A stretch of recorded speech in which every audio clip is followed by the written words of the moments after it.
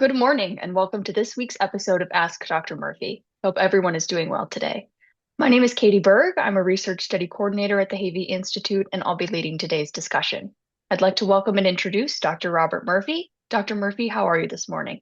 Doing just great. Thank you.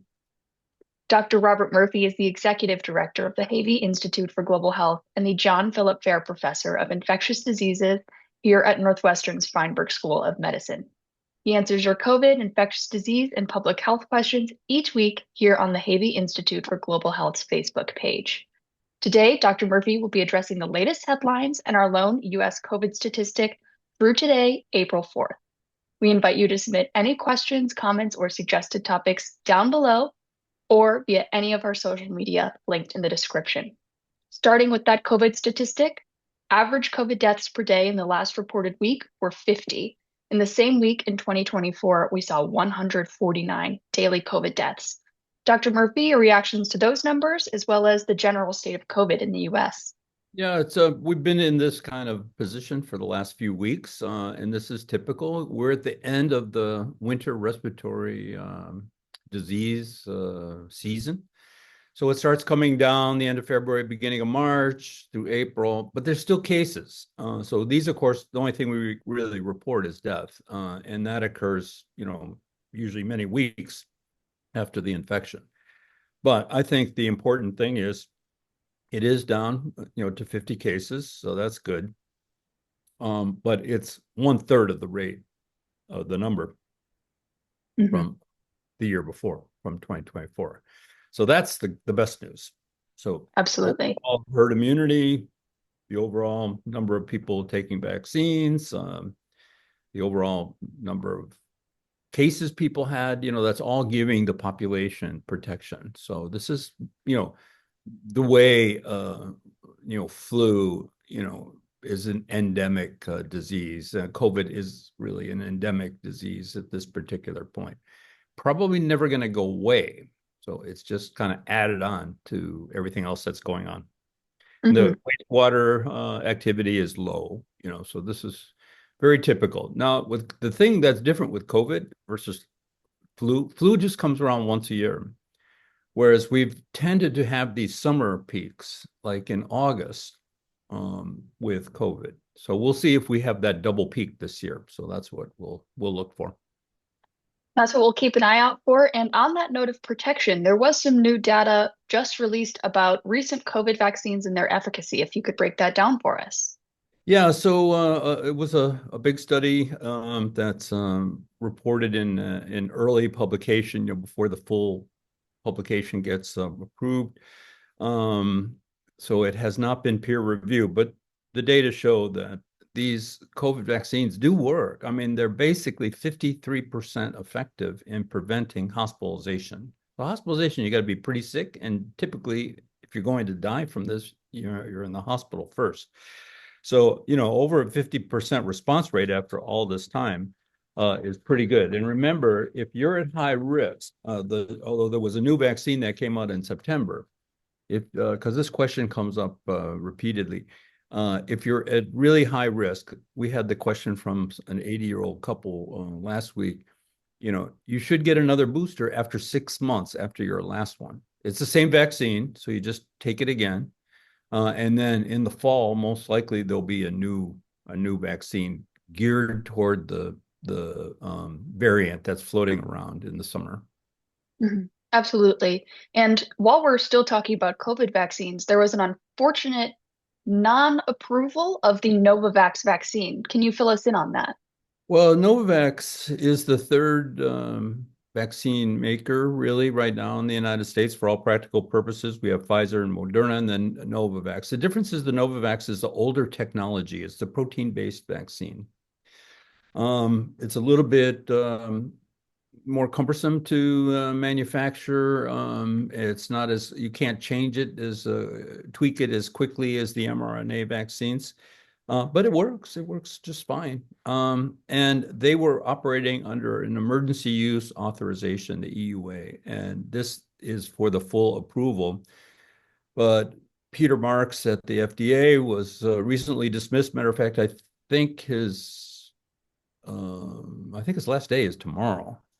But he was the one responsible for getting all these vaccines approved and stuff. I don't know if this has anything to do with his departure, if it has anything to do with the delay in the review or the problem with the review or whatever. I mean, certainly a lot of people have taken the Novavax vaccine and it hasn't been associated with any unusual side effects. So I don't know. We wait to be seen. It's just another option people have. You know, some people feel very strongly they don't want to take the mRNA vaccine. Well, okay, if you don't want to take it, you take the Novavax one.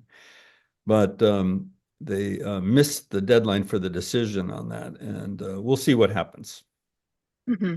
There's And nothing. Novavax. They didn't report anything bad happening. It's just the decision has not been made.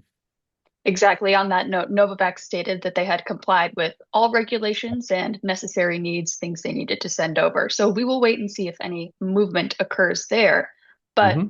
a few days ago, prior to all these changes, there was an approval on a version of the Yeah. Jynneos Mpox vaccine. Can you tell us, is it the same vaccine? What are the differences? Yeah, it's well, this is the freeze-dried formulation, so it's much easier to transport and to store. So it's just it's the easier way to handle a vaccine, and so that got approval.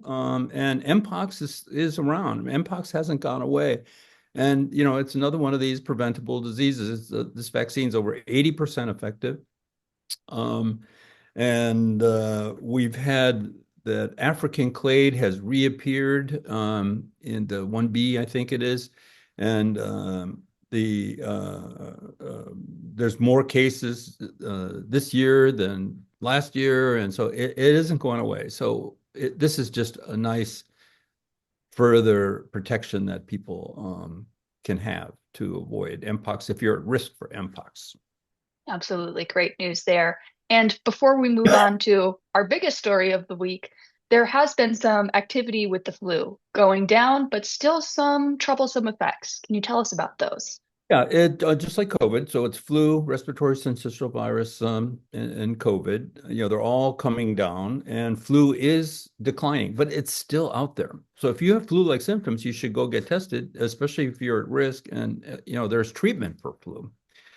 And there's still hospitalizations from flu, and there are still pediatric deaths from flu. This year, the total was 159 cases, almost all of them unvaccinated. So, flu is still there. And, there are people at risk, including young kids. So, please keep that in mind. Absolutely. And speaking of things you should be vaccinated for, the US measles count for this year has surpassed 500 cases total. Can you fill us in on what is that big outbreak going on in Texas, New Mexico, Oklahoma, that area? Well, it's really embedded itself in that population because that vaccine uptake is so low. So it looks like it's not going to go away for quite a while.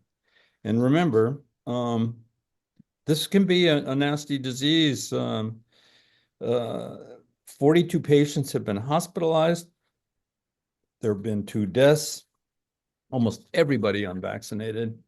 Um, Children make up the majority of the cases, and they can get encephalitis, get hospitalized, and even die from this thing. And if you look at the number of cases over the years, in 2000, we had zero when vaccine uptake was real high.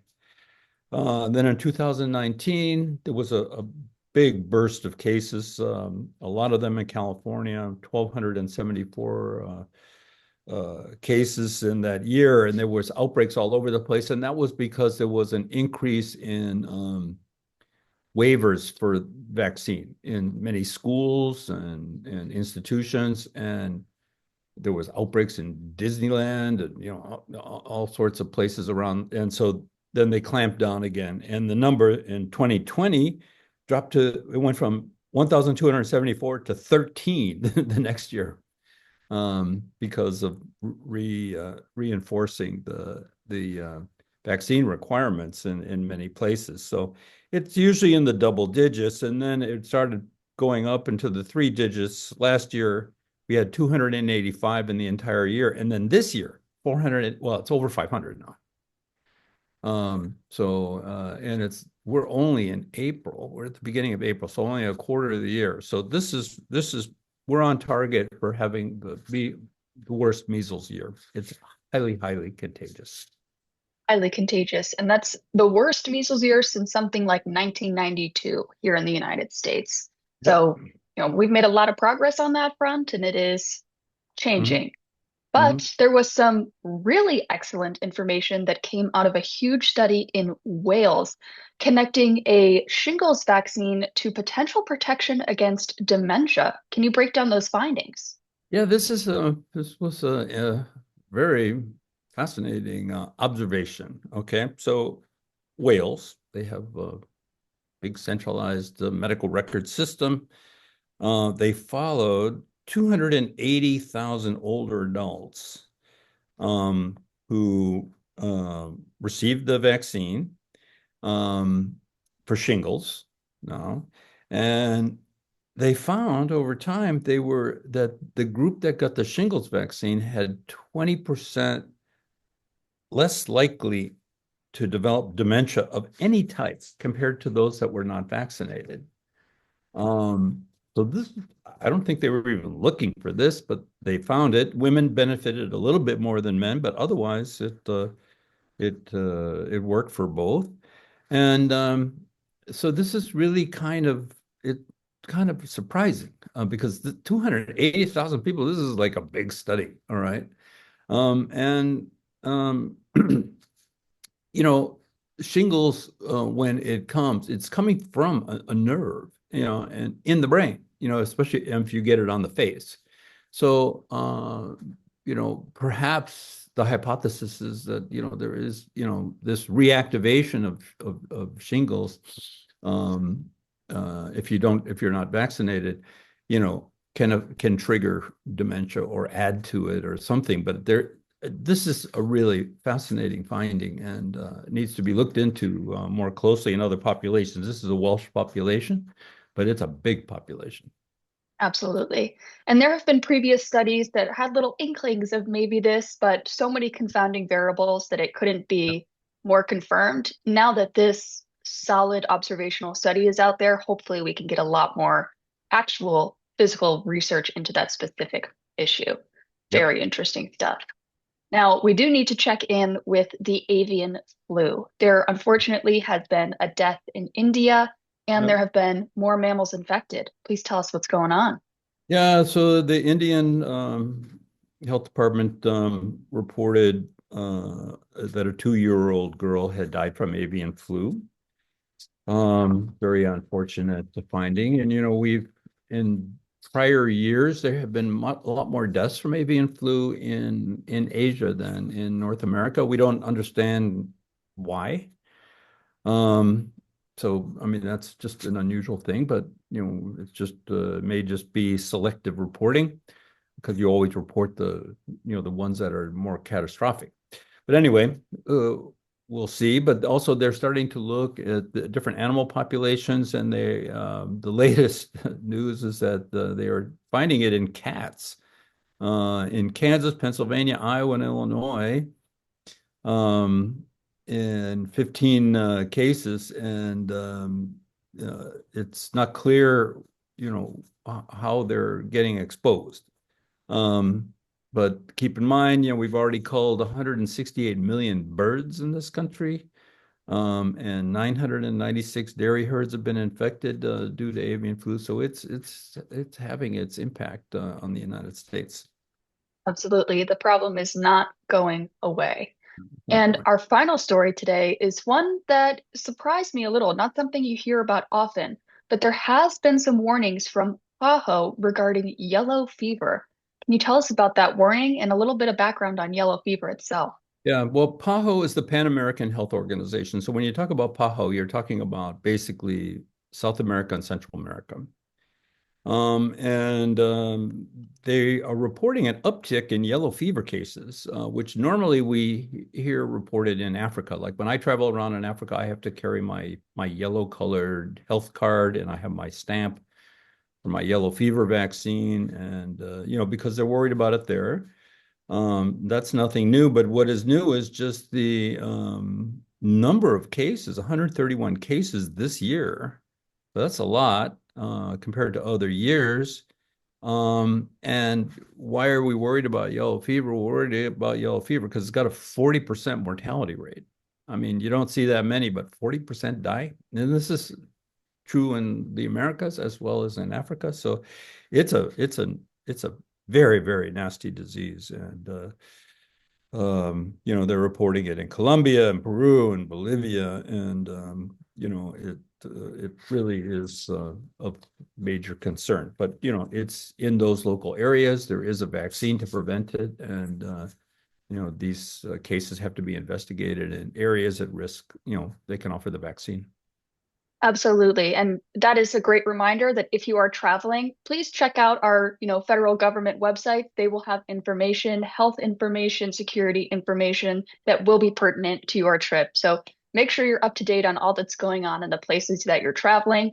Stay safe and stay healthy. On that note, I'd like to thank you, Dr. Murphy, for your time and your expertise this morning. Much appreciated. Well, thank you, Katie.